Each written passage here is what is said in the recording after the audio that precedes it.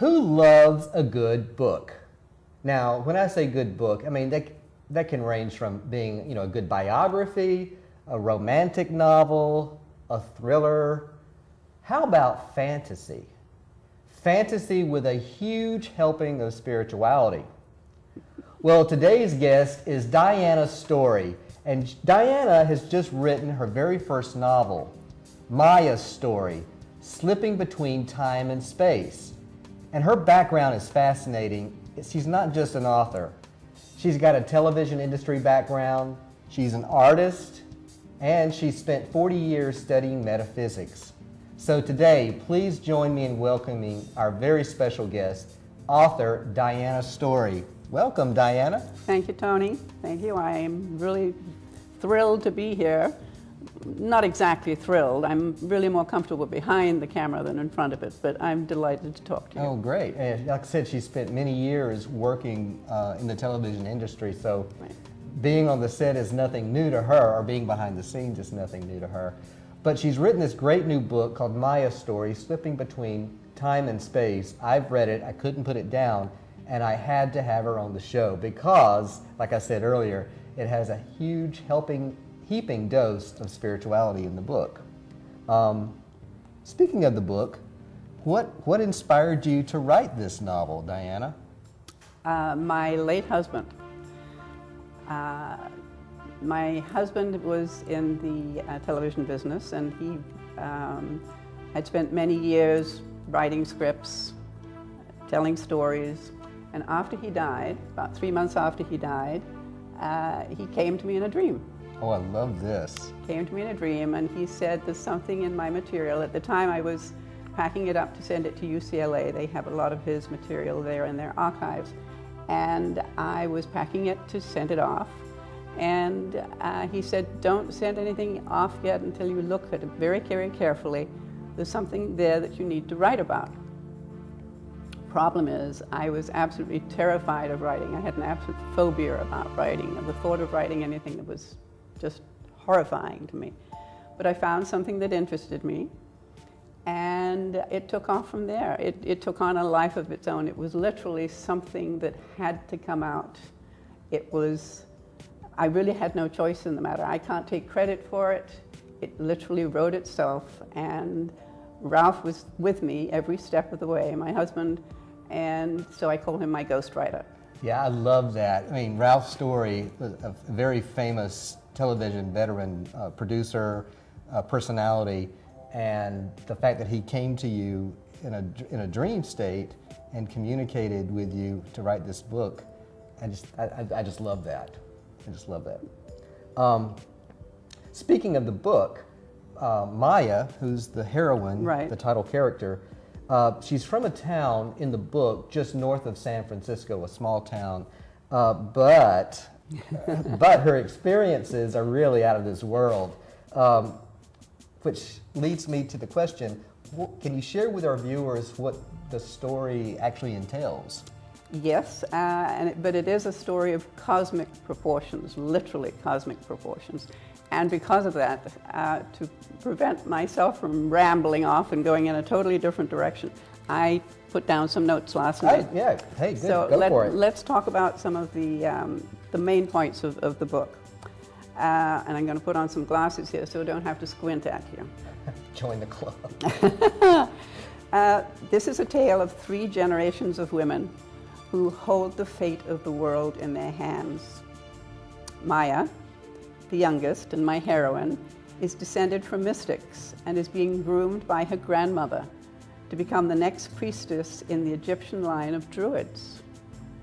Now, Maya has to survive terrifying initiations to earn the protection of the sisterhood. Survive? Yes. Survive? Yes, right. What do you mean by that? Right. Well, I don't want to give away the whole story, of course, but she's going to be buried alive. Okay. Yeah. And She has to swim in the Nile with Sobek, the crocodile god. this is no ordinary girl. No, no. Okay. And she is going to be attacked by lions.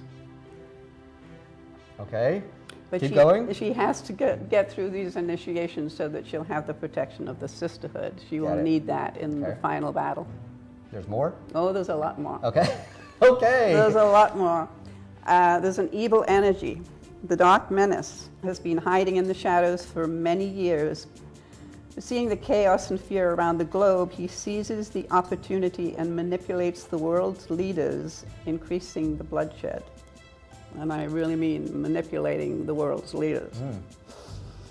The Dark Menace lives off blood and exacerbates the destruction. It doesn't want to annihilate Earth. It wants to perpetuate the killing, becoming stronger with each new atrocity.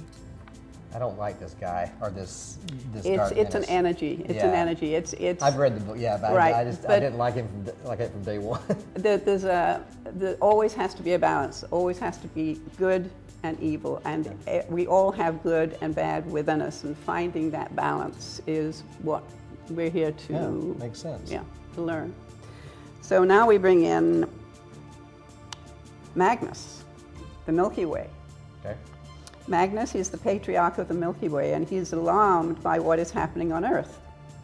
He's afraid that an overheated planet might spin out of control and affect the cosmos. I think he's going to be right.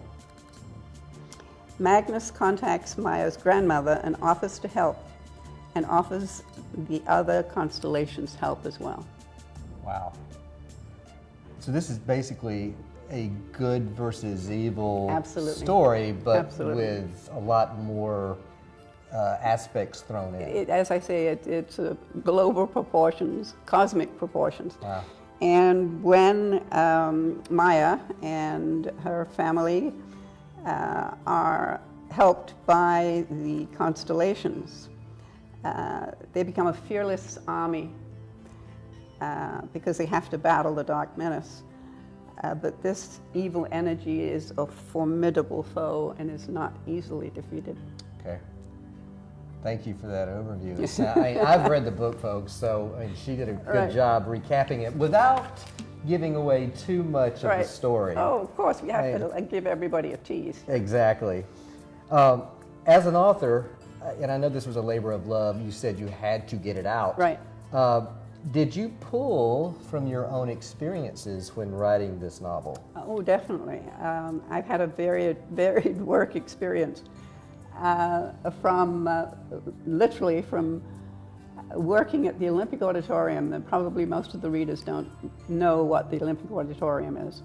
In downtown Los Angeles, there was an Olympic Auditorium, and there was a female boxing promoter.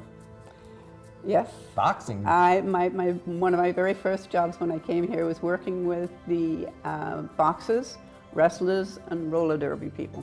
And it was really great fun. I'm trying to get this vision in my head. You with roller, okay, keep going. Yeah, it was great fun. It was great fun. But then I started to become a hypnotherapist. I decided to start painting, so I'm an artist.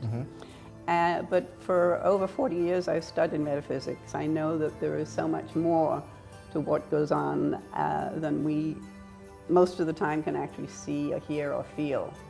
There's a different world out there. I think there are multiple dimensions, and one of my early teachers was Deepak Chopra. Oh, really? Yes. Cool. I was very fortunate to see him at a small hotel in Ventura many, many years ago, and I was listening to him. I'd heard the name.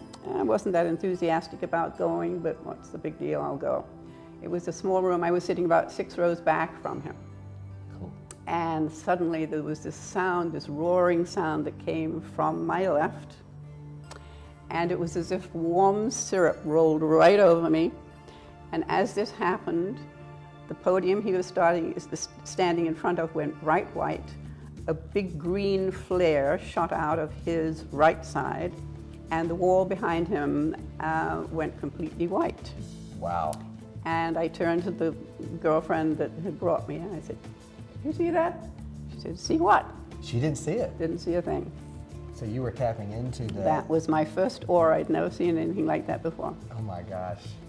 Well, I'm sure a lot of it's captured, your experiences are captured Absolutely, in the book. absolutely. Okay. Well, there was one part of the book that really stood out for me personally, because it related to my own spiritual experience.